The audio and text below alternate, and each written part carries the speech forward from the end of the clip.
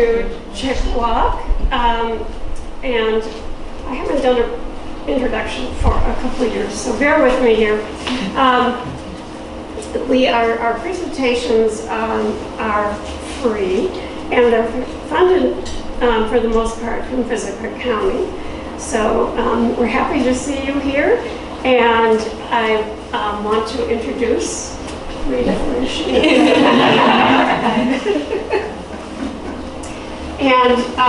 But first of all, in the tradition of the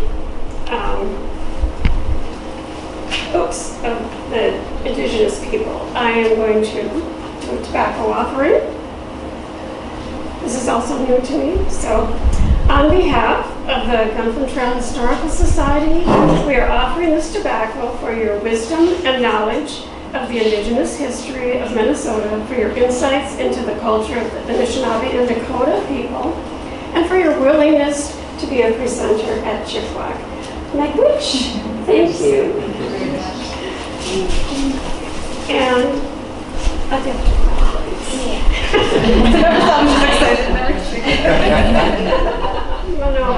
Okay. Rita Walaszek Arndt is a citizen of the White Earth Band of Ojibwe and of Polish descent. Rita began working for the Minnesota Historical Society as a cataloger in the collections department, and soon supported the NAAIR program. And just a minute, I'll say what that is. To the Native American Initiatives Department in 2020, where she continued to support the NAAIR and other programming and outreach efforts. Through her work, Rita is focused on Indigenous representation in the Historical Society and encourages people to think differently about the land now known as Minnesota. She tells about the challenges of cataloging Minnesota Historical Society's Indigenous object archive, examining the history of this land beyond statehood, and how Indigenous art is inseparable from culture and Indigenous ways of living. And I want to add that Rita is also one of our consultants, representing the Minnesota Historical Society for the Anishinaabe exhibit that we're working on to be installed here at Chik-Wauk. So,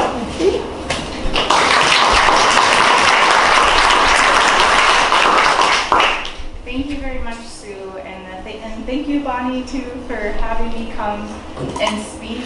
I'm very excited. It was my first time at Chik-Wauk last year, so I haven't been this far north. However, I did go to Canada last year, so as well. So I was able to visit Grand Portage. So I'm happy to be here. I'm happy to have a discussion, and I'm happy to answer questions. So it should be. I think it'll be great. Okay. So first I want to just do an overview of some of the things I want to talk about today. I'll start with the introduction. I'll introduce us into what Indigenous Minnesota looks like. We're going to have a very introductory history of Dakota History 101, so very basic, very, very basic. And also Ojibwe History 101. Then I want to talk about Dakota and Ojibwe relationships. We'll look through trade, warfare, but more importantly kinship. That's what is important to me. And then I have examples of cross-cultural exchanges that are still really important to both communities today. This is really fancy. This is my first time using Canva instead of Google Slides, and I'm very impressed. I was like, that's really fancy. So, Buju, Rita Indigenous Bawaba Baganaka Gindujiba, Ajijak and Dundam. So my name is Rita Walaszek Arndt. I'm of Polish descent and a citizen of the White Earth Nation of Ojibwe.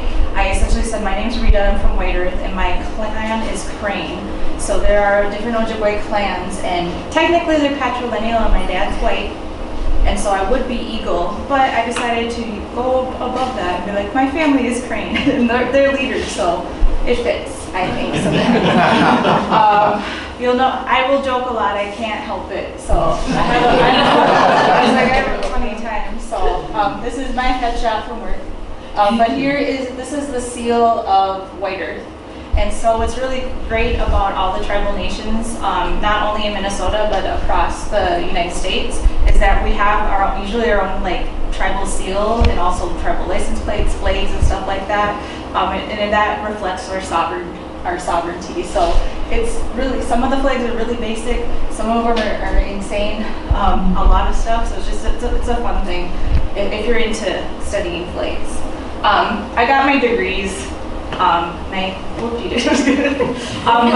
I'm a trained art historian, and I went down the art history path because I'm a very visual learner instead of reading history. As much as history is very interesting, just reading and reading is not as much fun to me. I like to learn through the objects, through images, through paintings, through different ways of storytelling and not just reading. So I really honed into art history, but I do have American Indian Studies background. I was like, you can't go to the University of Minnesota and be a Native student there without minoring in American Indian Studies. Like it just happens to all of us. I was like, it's true. I was like, in a lot of them, I was like, the only reason I don't have a major is because I took Latin instead of Ojibwe, which now I should have taken Ojibwe. But Latin was also very helpful. Now I can read stuff.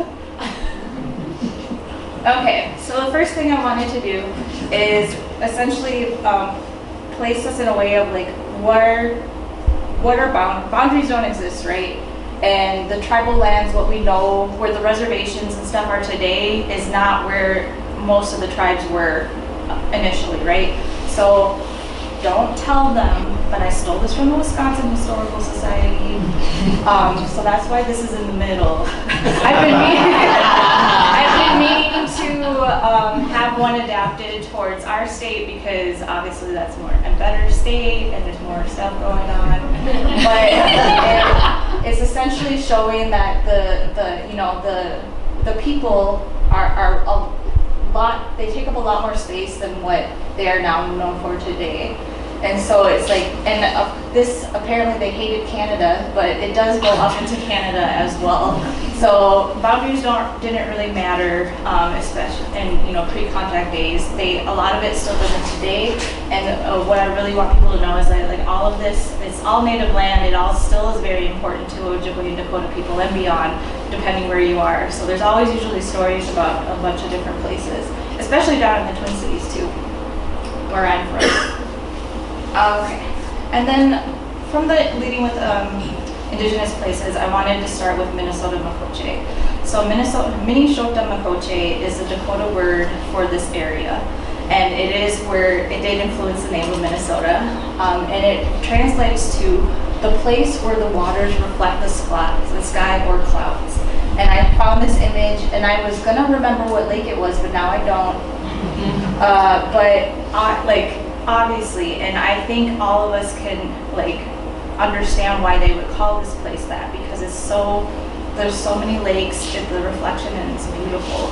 So this goes beyond the borders of Minnesota. It goes into Wisconsin, who like to say they have more lakes than us, but we'll fight to see if that's true. All up to Canada and what this is. So that is really, this whole area is the Minnesota Makoche. I also wanted to talk about some of the Dakota origins. So as an Ojibwe person, I never learned too much about Dakota stuff except for place names. And I have been learning more and more directly from my Dakota relatives about their histories and what has happened with their histories, because they had a totally different trajectory than Ojibwe did in the history of Minnesota. I wanted to highlight two of their origin sites, so essentially sites of Genesis. One is at Mille Lacs Lake. So that was a known Dakota site, but now the Mille Lacs Band of Ojibwe are there. So that story gets told about the Mille Lacs Band, which also has a really interesting story because the government didn't want them there, tried to remove them as well, but they were able to stay. So that's one of the origin places, and the other one is down in Minneapolis-St. Paul area near the airport. This is the fort by historic Fort Snelling, and the place is called Bedote, but a Bedote is any confluence of two major waterways. But this particular Bedote is one of the origin stories of Dakota people. So it's a puts a lot of layers into it, because if you know some of the history of Fort Snelling and also the U.S. Dakota War of 1862, there was a concentration camp right down near the where the Badote was. So very complicated history, complex, there's a lot going on. And so there is a lot of work for my institution to be able to tell the many layered stories that have happened in that space. I was just there with a teen program. We were talking when we took the teens down there. And this is the short walk, but there's a longer walk to the Badote, but it's 4 miles. So I don't recommend it.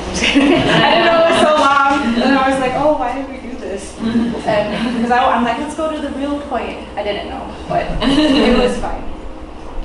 So I just wanted to mention that. And like, it's just, this place has been Dakota for a long time. When we think about thousands of years ago, we know that people were here, right? And those folks were probably not identified as Dakota, but they are the ancestors to Dakota people and Ojibwe people. So it's just like we just know they've been in this space for a long time, and we want to acknowledge that as Ojibwe people, and I'll tell you why in a minute.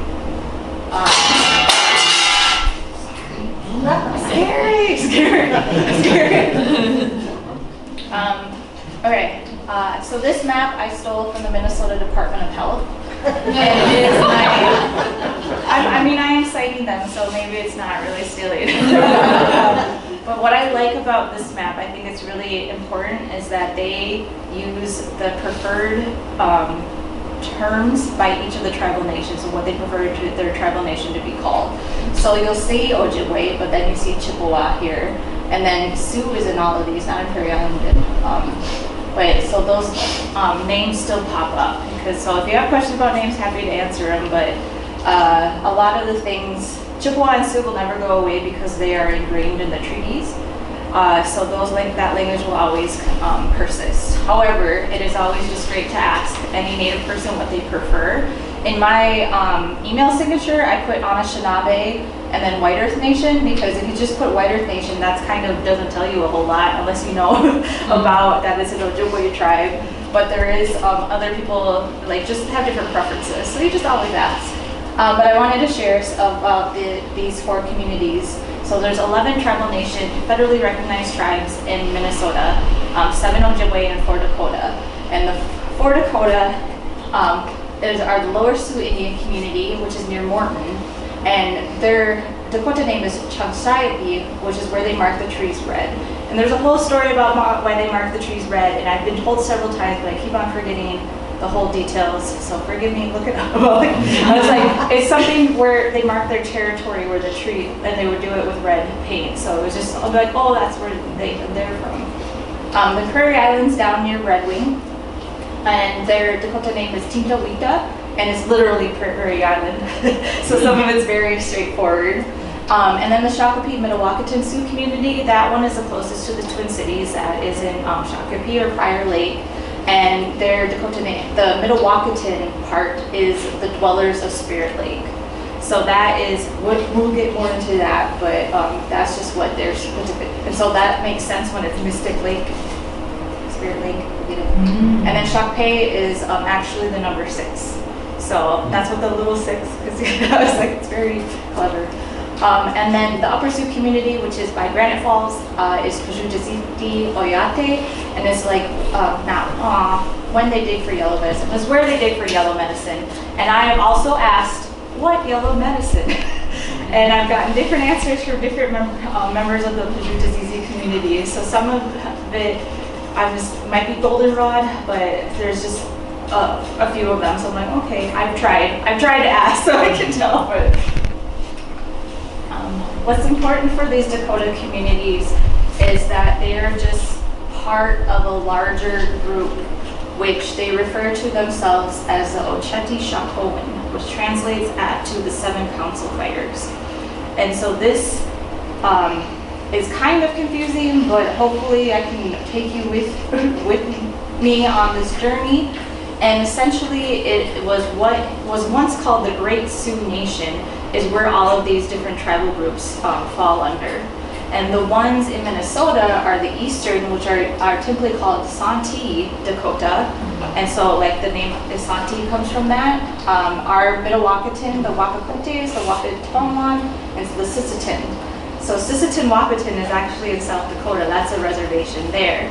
So these are the four of the seven council fires who essentially called what we now know as Minnesota home. So that's for those who were, exiled, or those who have like forced to reservations. Those are the ones who were particularly in that southern area of Minnesota. And I know that some of the Wapakutes got pretty far north, so those were the ones that were up near Lake Mille Lacs and other things like that. Now these other council fires are the Nakota and the Lakota, and the Yankton is basically the Nakota, so it's the Yanktawan and Yanktawana, and they're all dwellers at specific places, and it is Yankton Reservation, Crow Creek, and then the last one, which has all of these, is the Lakota people. So amongst the Lakota, there are even more subgroups of Lakota. So if you ever meet a Lakota person, forgive me, they're typically in South Dakota and then more west. But they all know like what Shinkangu, Papa. My boss is Minikoju Lakota, and I accidentally called her Shikangu one day, and I will never make that mistake again. So, but it does say like where some of these, what current reservations these communities are at. So this greater seven council fires is a whole lot of people that would be in what is now Minnesota, all the way through Montana and Wyoming, like through the Dakotas and stuff like that. So it's a huge, huge group. And now there's still many reservations and stuff. But what is important to know is that the Santee are the ones who Minnesota was their homeland, or their ancestral homeland. It's a lot of information. Now the easy one. Now to move on to Anishinaabe. So first I will say that Anishinaabe is the Ojibwe word for people, or like people. And Ojibwe, it means to pucker in the language. So whether it's lips or the type of moccasins, which you can see in the museum here, how they're puckered. So the Anishinaabe is the umbrella term for the Ojibwe, but also the Odawa and the Potawatomi. And so not as big as the Oshadishakwi, but we're still a bigger group. And so I just complicated things at work because they were apparently the state departments using Anishinaabe. I'm like, well, that's not right though, because that includes the Odawa and Potawatomi, and if we're talking about Ojibwe only, then we shouldn't, it's not necessarily can be switched all the time. So, but anyway, 1,000 years ago, we were on the east coast of Turtle Island, and there was a prophecy. There was a megat shell, and the prophecy said, y'all need to leave, and you need to go west until you find the food that grows on water. And that food that grows on water is monoman wild rice. And so this is a nice picture I found of it in the wild. And so we started on a trek. And it took a while. It took a little bit. It took several hundred years, but we won't talk about that. We made some stops along the way. So this is a map of some of the stops. They're the 7 important stopping places during the Great Migration. And it's really great because we have, so this is, Montreal now. And I'm like, that just boggles my mind. But we stopped there, and we stopped at Niagara Falls. And I didn't think about that when I was at the falls until the day after, and I was like, my ancestors were here. I was like just thinking about that space and how they traveled. And then apparently we went to Detroit, and then Manitoulin Island's a really important place, and so is Sault Ste. Marie. And then either way, they went over or under. We ended up near Duluth, and then the end place usually is Madeline Island, and then dispersal from here. So among all these stops, especially after Manitoulin Island, some of the subgroups branched off. And that's why you'll know that there are Ojibwe in Michigan, Wisconsin, Canada, Minnesota. The furthest west we have is Turtle Mountains in North Dakota. And they're a really interesting group of Ojibwe. But don't talk about that. I'm like, if you want to know more about that, I'll tell you later. But, and then the Potawatomi are here, and then the Odawa are somewhat in here, but they're usually up here too, and then in Michigan. So essentially we have been Great Lakes people for at least 1,000 years. So the lakes and everything are really important to us. It's like, fun fact, all of these are called Gichigamig. And I'm like, yeah, because they're all big lakes. They each have another name, and I'm like, oh. And I was like, my mind was blown because I helped do some work at the Split Rock Lighthouse, and I was like, I'm sorry, what? I was like, I've been lied to about. No, I'm just kidding. But it was just a funny thing. So it's an additional name and then Gichigamig. So it's just really, I think it's fascinating. Good to know, though.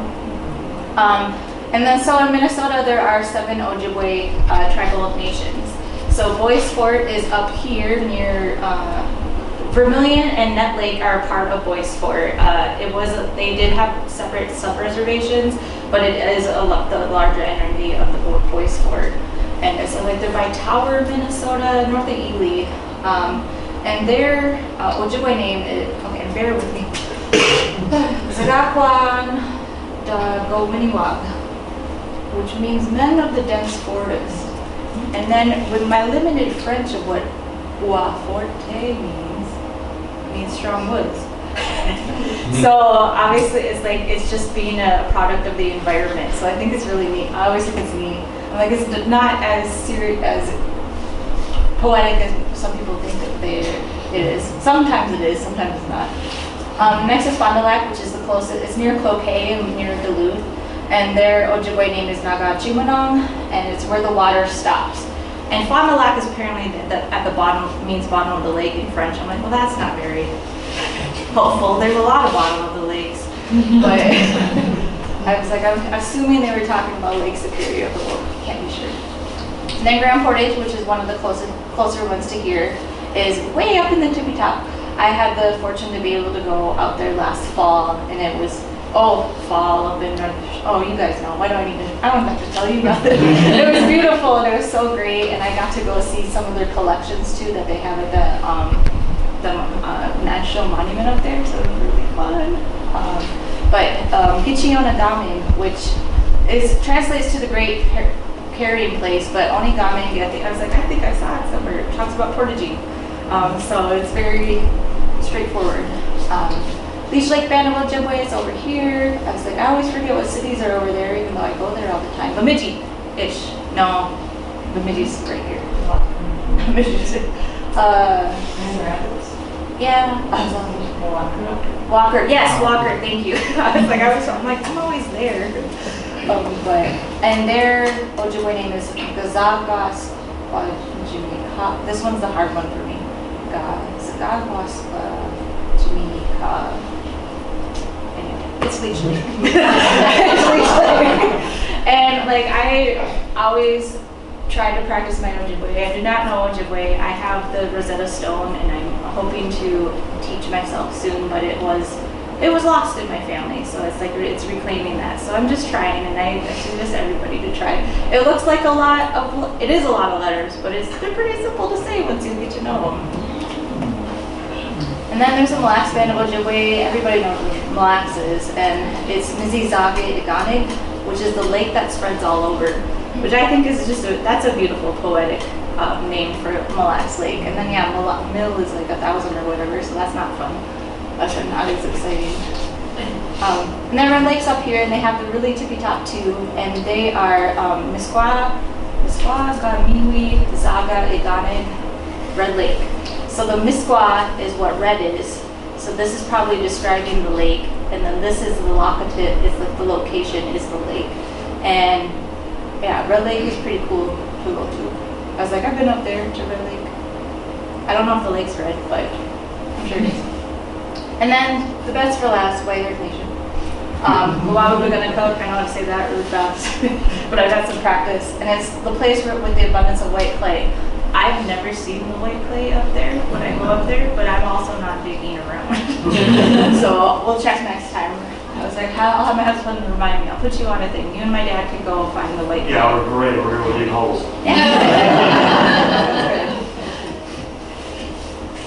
So then my question is, so the Anishinaabe moved into Dakota homelands, then what? We got to think about it. So we had a prophecy, right? We were like led to leave and to migrate, to move because of something greater than ourselves. And I know, like, I barely stepped into our migration story, but there were some skirmishes along the way because people are like, well, what the hell are you doing here? And we're like, there's a prophecy. Like, Michelle told us what to do. And so, but there is also some respect in that and talking about, okay, so you're here now, what does that look like? So I just wanted to highlight a few things. So intermingling of these groups resulted in trading. Trade is, like, I think the neatest thing, especially that we can find at our archaeological sites, because there's so much stuff that is from way far away that I'm amazed that it made it to Minnesota, or that Minnesota, especially copper, made it way down south or somewhere. I'm just amazed. Like, that's amazing to me. So trade routes, because of trading, there was vast trade routes throughout North America.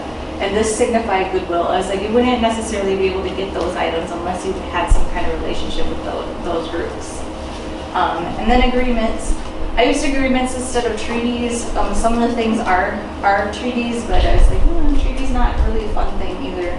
But there are agreements because there's a lot of movement of all the tribal groups, especially due to seasonal camps and like other things that force people to move, like a great migration. And so this prompted tribal nations to create agreements amongst each other related to the different lifeways, to get folks to be like, all right, well, you can come here and fish and hunt in this area during this time, and that's great. And this is how we'll deal with that. But if you do have an agreement, if you do too much, then we're going to have a problem with it. And maybe it resulted in conflict. Confrontation always occurred. People are people, and people will fight. But it's not what we're all about all the time. Because the most important thing to me is our kinship. Nations will come together through marriage and other relationships, and those kinship ties are really what is so strong in our communities and what we really hold on to today. Like when I was talking about my clan, like that is a really old kinship tradition that I've been carrying on for a long time. So Indigenous people got around. Canoes is just one of the ways they got around. They did walk everywhere with the introduction of horses. They also got a lot of places. So of course there's going to be a lot of, meeting of the minds kind of thing. Oh, this is the cool trade route. So this is a map of the distribution of copper throughout Native North America. And so those are all these little dots are specific archaeological sites where copper was found, that they know that was from Lake Superior copper. So I just think that's so neat to really think about, and showing like if it was not a specific, in part of our tribal groups going to these places, they still were sharing it with people who would go to this place and then share it with people who would go to the next place. So the reach, I think, is just fantastic. And thinking about how they got around through canoes, through walking, through other things like that is just amazing to me. Of the reach, like all the way down into Mexico, that's thousands of miles. So I love it. Yes. And due to these trade routes, the nation-to-nation treaties were created well before 1492. And like I said, many of these older agreements rely on familial ties between tribal nations, which I'll talk a little more about related to the fur trade, because that is a very important aspect of fur trade. I think I'm going to talk about it right now. So the fur trade, that changed a lot of what was happening in this area. They needed that beaver fur for their fine hats, and there was an abundance of beaver over here.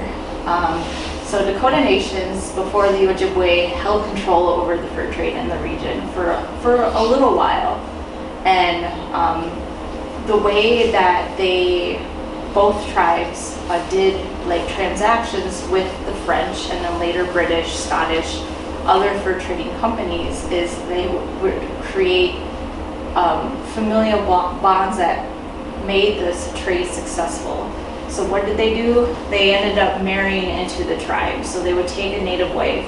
And I'm descended from William Morrison, who worked for, I was like, he worked for the Northwest Fur Post Company. He worked for the American Fur Company. I'm pretty sure he worked for XY companies. He worked for all of them, except for Hudson Bay. But he had 2 Ojibwe wives, and I'm descended from his second Ojibwe wife.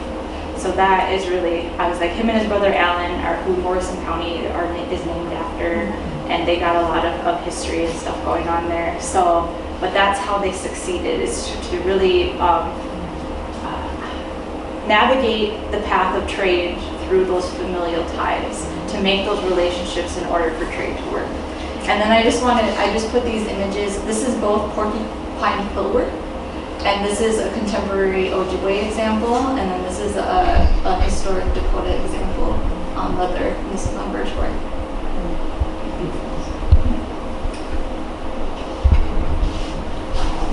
And then soon, I was like, I don't remember, soon after, 1679, Daniel Gray Soulon, Sieur Duluth. I don't know how they got, this always confused me of how Duluth came out of this, but I get it. Anyway, he, on the behalf of the Kingdom of France, met with Dakota and Ojibwe leaders at Fond du Lac, and that was where the agreement was made, where that the Ojibwe would take over most of the area north when it comes to the fur trade, and do stuff on behalf of Dakota people. So the Ojibwe were then permitted to be in these spaces for trade reasons and such like that. So that is where you see the big change, and where the Ojibwe became really the big cheese when it comes to the fur trade during that time. And they were pretty prominent until like the 1800s, when the fur trade slowly died out. And this is some painting of them, I guess. And then I wanted to, they're also talked about warfare. So this text is from one of my favorite books, which is called The Aborigines of Minnesota. And it was written by a bunch of archaeologists based on a lot of the field work they did and some of the research they did. Jacob Brower is one of them, Winchell's another one of them. Those are the ones that I'm more familiar with because of their collections. But they talked about warfare, that it was a hereditary war, and that they give this whole thing about how 2 warriors should meet, and then active hostility began, which usually resulted in the death of them. I was like, how do they know? Like, that's a very broad, generic thing to say, but what they're saying like that is what perpetuated that we were in constant warfare. Violence did occur, but a lot of it wasn't meant to necessarily to kill. There was fighting. It was usually about land, let's be real. There are long-standing feuds that are also layered with deep familial ties. So perhaps, like, to stop a feud, they would marry a daughter into the other tribe. Like, now we're family, so then this should not be happening anymore. And then territories were adapted, just like when the Ojibwe migrated here, to be able to be like, all right, well, we will adapt, we'll move over, you guys are gonna do more of this business, we'll figure this out, and they did. So there wasn't always like this constant fighting. I like this too, it's like it was the annual pastime of young men to go on the warpath. And I, as not a man, I don't know about if that's still true today, to have to be on the warpath all the time. But I highly doubt everybody was gung-ho to be like, let's go be violent. But I'm not sure. I'm sure hunting was among other things, but it was just, there's a type of information in these texts from the turn of the 20th century that really perpetuated that continued stereotype that all we did was fight. Like they essentially said that the fort snelling was created to stop us from fighting all the time. They moved the whole chunk, the government moved the whole chunk around to stop us from fighting all the time. And I'm just like, whoa, okay, how? I was like, if we were fighting all the time, how did we also survive?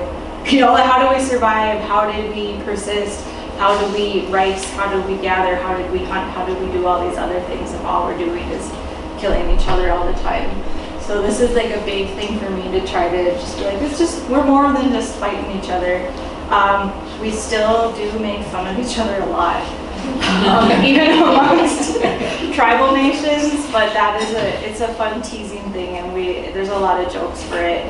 But the more I've learned from Dakota and other tribes about our intertribal relationships, I learn something new every time, and it's just always been that kinship and that bond that really persists more than those battles.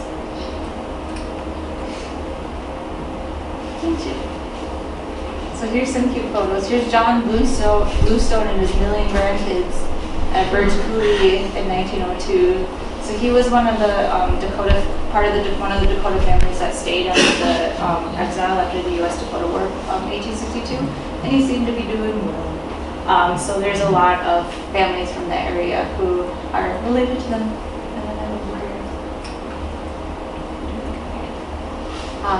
So familiar systems. So I mentioned my clan, Crane Clan. This is a painting from one of my favorite Ojibwe artists, Gordon Coons. He's from the Coudray Reservation in Wisconsin. He's a sassy man, and I enjoy him very much. I get to see him in a couple weeks. I'm very excited.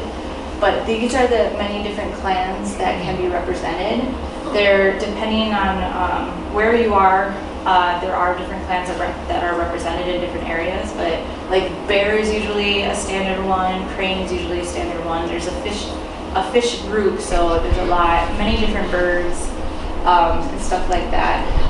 But this is really important because clans are part of your family system, kind of like what your role is in society. So to be able to pass these down is very important for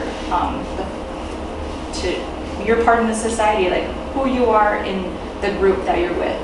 And so after the migration, a new clan was created because, lo and behold, there were children born from Dakota fathers. Who knew it was since they were fighting all the time? So the Wolf Clan continues to be an integral part of our society today. The Wolf Clan was created. And so for I mentioned Eagle Clan, so for the Americans, it was whoever was a white father would be Eagle Clan, so Migizi. So I was like, not to do anything to my father, but I just shared my family's clan to show how the deep roots of everything. But they wanted to be inclusive, right? They wanted to be like, this child has a place in our society, here's what it is, and let's figure that out. I will mention that Lieutenant Governor Peggy Flanagan, she is of the Wolf Clan, and from Waiter. I love her. I'm like, I hope I see you next week. And I wanted to talk about some of these cross-cultural exchanges that have happened like post-reservation era that I think are really neat, and I didn't know more about them until I got into the history field. What I love about this is that this woman at the Sisseton Reservation, which is a Dakota reservation, she's wearing an Ojibwe beaded bandolier bag. So how did she get that? I was like, probably as a gift. So then that's so neat to really think about, like, oh, I got this from my Ojibwe friend. Look, here we are, and it's just those kinds of things that are they just happen naturally, and so I'm sure they happened way back in the day. One of the really important exchanges from Dakota communities to Ojibwe was the big drum. It is the big drum. So the big drum it's literally a big drum. But it's part of the Medewin Lodge, which is the Great Medicine Society, and it really is an integral part of that to be able to continue our ceremonies and stuff like that. Not all Ojibwe people are part of the Medewin Lodge. You have to pledge into it. I I'm supposed to do it very soon. So it still persists today, but that was a gift. That drum and those teachings were a gift from the Dakota people to Ojibwe, and there are still drums being held in specific Ojibwe communities from Dakota folks. So it's a huge deal that they shared such a big spiritual practice with another tribe. Another one is a jingle dress tradition. So it was born from the Anishinaabe, either from Whitefish Bay in Canada or from Mille Lacs. I will let them fight it out to see who created it first, but maybe it happened at the same time. Who's to say?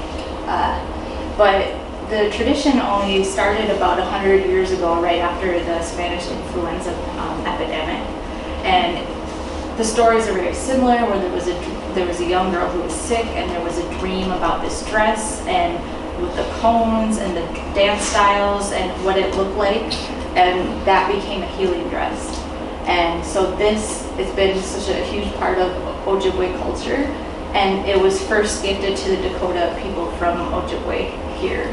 So I think that's really sweet too, because they're like, we have this healing dress, it's very powerful here, like have this, bring this into your dance circle, because this is how important it is and stuff like that. So you'll see nowadays the jingle dress, so many different tribal groups have jingle dress dancers, it's amazing. I'm between jingle dresses right now, it is sitting in hot, I don't know how to sew, so that's one of my flaws. So I need an emotional support person for my sewing, and then I will finish it and I will be back in the circle. But it's a lot, it's a great big thing to our Ojibwe community, so we wouldn't have just gifted that for all willy-nilly like, so those are great things. Okay. And then this is my favorite one. So I have my exhibit in the History Center, it has a story as well. So it's the story of the White Earth celebration. So White Earth was first settled on June 14th, 1867. A treaty was created to set aside land for what is now known as the White Earth Reservation. And shortly after, Imigabo, who was an Episcopalian priest, he was Ojibwe, but not from White Earth, but he was from Canada, but he was working with the White Earth community. He suggested to the community, we should have some kind of celebration for the first settlement of White Earth and really celebrate the reservation and coming together and stuff like that. And so the community was like, oh, that sounds like a great idea. But they had a problem. The problem was they didn't have enough male dancers to help with it to make this celebration successful. So they ended up calling down to their friends down in Sisseton-Wahpeton, who's in South Dakota, who are Dakota people, whose reservation was created also in 1867. And they were like, will you come up and help us with this celebration? They said yes, and they've been coming ever since. This is a fun story because when I talk to the youth about it, I was like, let me tell you about Western Union. And they're like, what? There's a thing on Telegram. So this is from Sisseton, but this is back when there was still Indian agents, so there was government officials acting on behalf of the tribe, and they were like, we need permission to leave Sisseton to go up to White Earth. And which is wild to me. I was like, I didn't know. I was like, that was wild. And this is a letter like, they better not go because there's disease and stuff like that. And this is a picture from that year, and we don't know for sure, but we are very certain that there are Dakota people who went anyway. So they went regardless of their permission to go or not, because those kinship ties, those bonds are just way more important than what the government thinking they're going to get disease. And so this beautiful panoramic shot, and if you've been to the History Center in St. Paul, this photograph is 20 feet on the wall. I didn't know they would get it that big, so now we've been able to identify people. One, I didn't know 1912 could make such insane pictures, so I learned a lot. And I didn't know it was going to be that big, and so it's really amazing. And so we've been able to get some of the names, because unfortunately most of the people in the photo are not named. The photographer didn't take that down. So now we're learning, and it's 1912, so great-grandparents of me, my great-grandparents, maybe. So it's just finding out more about what that celebration is. I always joke too about there's a family and whose name is Sisseton, but he's always, the last name is Seaboy. I'm like, it's a Sisseton name, but they're in white earth everything. So it just cracks me up. It shows that there was this bond. So when they came up for the celebration, apparently people got together and started families.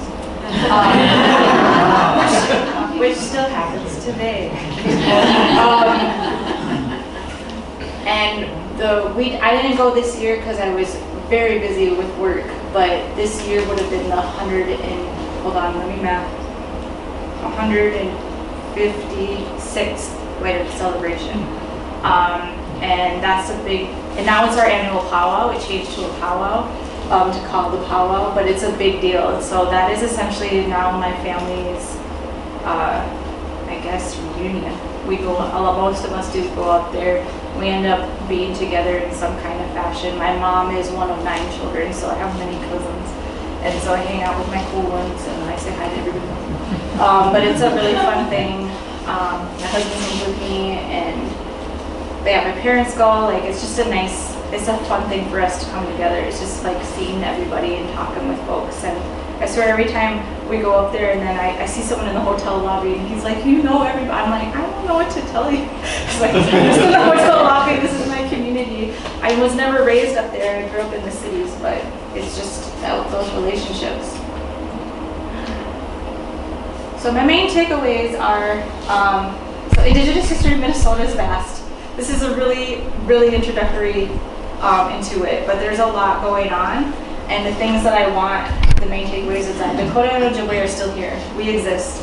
We may not look native, whatever that's supposed to mean. I was like, because of my dad is Polish. That's like, there's nothing I can do about that. But you know, I'm trying to share the history, the culture, bring my mom and her sisters along with.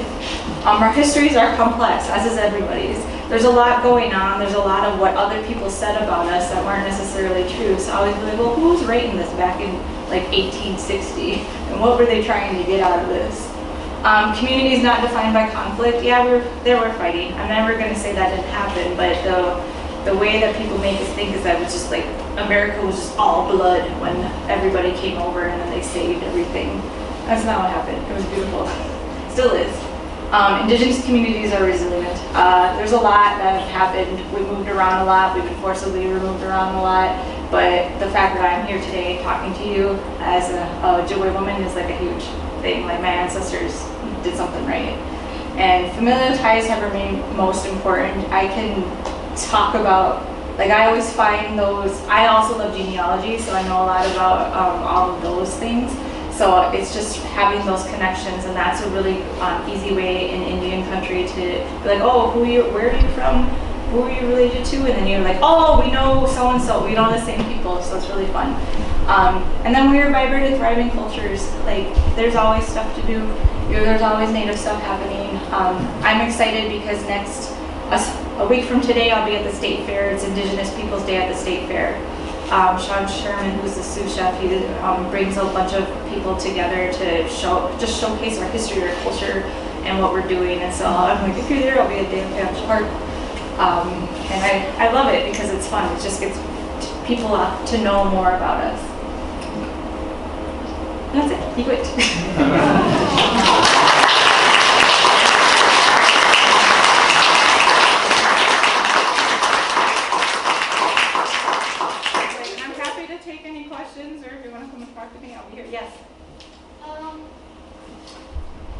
You said that people like across different tribes and stuff would get married. How would they if they, to my understanding, had different languages? Like, how would they feel like, hey, I want to marry you, that way our families and stuff can get along? How would they know that? That's a good question.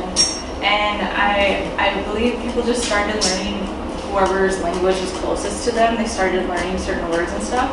There also was a lot of sign language used among tribes to be able to convey certain things. So maybe they wouldn't necessarily understand, like, have a whole conversation, but they would like become part of the community to learn some of those languages things. So yes, definitely there was language barriers. Another thing is that there are a lot of language groups in these areas. So some of the Ojibwe is just part of the Algonquin group. So Algonquin has several different native languages, and they're somewhat similar. So even if like it'd be, I was like, what do you come? It's like maybe French and Spanish, where you would kind of know what was going on. It was similar words, so you'd be able to communicate enough to get where you needed to go. That's a good question. Yeah. Do you know anything about the large battle that took place on Saginaw Lake back in the fur trade days? No, but I'm sure there was. Like, I know because of Grand Portage, when they established the trading post at Grand Portage, that there was a lot of movement in this area. So I don't know any details about the specific battles. I would love to learn more about it if you have some resources or anything. I think it's recorded at the State Historical Society. Okay, I'll have to look it up. I don't know if I did look up this. I don't remember what I found. All pictures. I found pictures. That's not helpful. Are the Cree just north of here when Canada connected? Yes, so the Cree are another tribe, and they are like very connected to some, especially some Ojibwe's. The Turtle Mountain Band in North Dakota, they are Ojibwe Cree, and there's a lot of folks, especially on the border of Minnesota, North Dakota, and Canada, where there's a lot of Cree Ojibwe cross-cultural connections, and they actually have like their own language. It's like Ojibwe and Cree, but also French. So there's a lot going on there with the intercultural changes. What's really interesting about Canada compared to most of the United States tribes is that a lot of them are multiple tribes, not just one. So a lot of the First Nations up there are more than one tribe. So they're probably like Ojibwe, Cree, Michif, all of these things, Métis, all together in one tribal nation. And did you know anything about George Bonga and Chief Blackstone? I was like, I know about George Bonga, and I learned about Chief Blackstone from doing research for Chik-Wauk. So I learned some of it, and then I was like, but yeah, George Bonga is also really fascinating on how he came through, because how George Bonga was, I was like, because he wasn't necessarily American, but he was Black. Like it's just a fascinating story. Everybody look up George Bonga. And then his brother Stephen, too, is always interesting to learn about, because I was like, everybody talks about George, nobody talks about Stephen, but maybe he wanted that. At the beginning of the migration, when they left the East Coast, was there more tribes in that area? Yeah, and a lot of them are still around today. Mashantucket Pequot is in Connecticut. I don't know my northeastern states, and so there are still some of those tribes today, the Penobscot, Passamaquoddy, and they also have a similar, they're part of the Algonquin language as well, so it's just really interesting to see that it's the same language group, but where they're all the way stretched across the United States. Yeah. What was the extent of the Dakota Territory before that? Oh, so as part of the greater Ochani-Shakoween, it's ginormous. It goes all the way north into Saskatchewan, and then south into I'm thinking Mississippi. I was like, it's stretched to really essentially what you can now consider the Great Plains. That is where their reach was, and they had a lot of different movements. But the Dakota that lived here were more woodland people than plains. They became more plains through the push west and western migration and stuff. That's good. It's a big map. How far to the north end in Canada were the Dakota people? They were pretty far north. I know, I believe it's Saskatchewan. Forgive me for not knowing my Canadian provinces too well. What's the one above us? Manitoba? Ontario. See? Yes, so maybe it's Manitoba then, where they were above North Dakota and Montana. So they had the reach up there. But for the Dakota, there is a few Dakota First Nations in Canada, but those ones are related to the removal because some of the Dakota fled to Canada after the U.S. Dakota War of 1862. any numbers for how many people were in the Great Migration or how many Dakotas? I do not. I know a lot of the numbers are very large estimations, but I have no idea. But I was like, it was a big movement of people, but I have no idea how many there was. But there had to have been enough to have at least 5 different clan systems, probably more, and then to split off among whilst coming still westward. So it had to have been a good enough number and to survive. Yeah.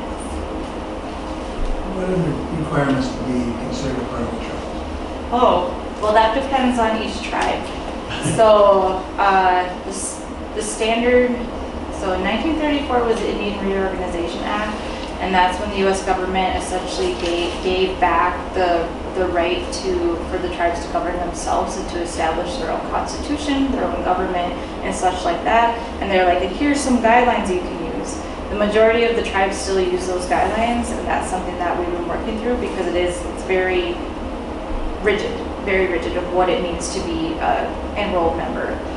For my tribe and for others in Minnesota, it is a quarter blood quantum rule to be enrolled. So I am enrolled, so I'm above the 1/4, but my blood quantum is 3/8. So any children I should have would not be able to be enrolled. So then it's like at what point? Yeah, at what point? Well, we can change it, but at what point do you become no longer? Not like that. It's like at what point do you no longer become native? But that was part of the government's. Like they were trying to do that because I believe only native people and horses have fractionary degrees of blood. So that's cool. I was like, I could be like a racehorse. But tribes like Red Lake, they recently changed what their enrollment looked like, and so they include descendancy. They essentially trace your genealogy, and they're like, if you can trace your genealogy, you're enrolled. And that's it. And a lot of the tribes are thinking about what that goes through. There was a study by Wilder Foundation about 10 years ago, looking at like 100 years if we kept to the quarter blood rule. Grand Portage would be out. Grand Portage would be done. And White Earth, we have the most members in the state because they tried to forcibly remove everybody to White Earth. They succeeded somewhat, but failed in other ways.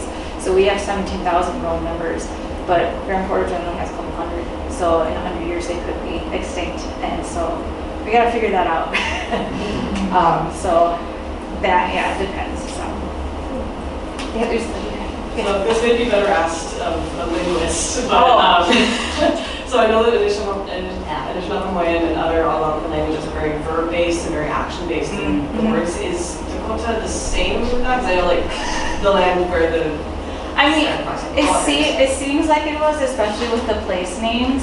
I just always am thrown off by Dakota because they're also very gender-based as well, which I found to be interesting in different ways. Because I'm just like, wait, because women are supposed to do what we're supposed to say one thing as a woman versus a man, and all these other things. So it's really complicated. So I do not know the difference. But you're right about Ojibwe, and I know that I have heard from Dakota speakers that Ojibwe is more complicated than Dakota language. I'm like, oh, okay.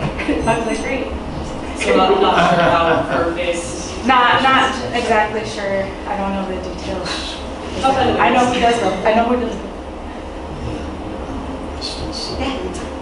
Was there a great trading spot where the Ojibwe and Dakota would maybe meet tribes from Mexico, let's say, or western United States or eastern? There were probably several. I think a lot of the big, I was talking about Bedote where 2 confluences are. A lot of those major riverways that were confluences were also great trading places. So like the biggest one in the region would be Cahokia down near St. Louis. And so you'll see some of those places where they have mounds, hopefully the mounds that still exist, because they weren't raised, are at those places, and those would be meeting areas. Jeffers petroglyphs, which is in southwest Minnesota, near Pipestone, like places like that where you can see the old carvings and stuff like that. So that was a site where people came together, probably for ceremony, but then obviously because of ceremony, trade, relationships and stuff would happen too. So some of those older sites, they would continue today. And like up here thinking about the rocks in Lake Superior, as like Grand Portage is just a natural place for people. And Duluth, where is now Duluth, natural place because of where the location is. So really those city centers that we see today is where we were at. I'm happy to come. I'm going to be here for a little while. So. Thank you so much. Yeah, thank you. Thank you.